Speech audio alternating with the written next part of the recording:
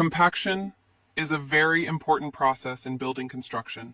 It helps to reduce the number of voids or empty spaces inside the soil. When soil is not compacted properly, it contains many air gaps that make it weak and unstable. Due to compaction, these voids are removed, and the soil becomes stronger and more stable.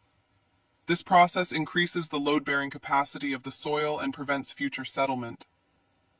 Proper compaction ensures the safety and durability of buildings.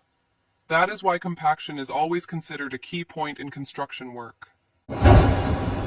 Don't forget to subscribe my channel and also follow my Facebook page.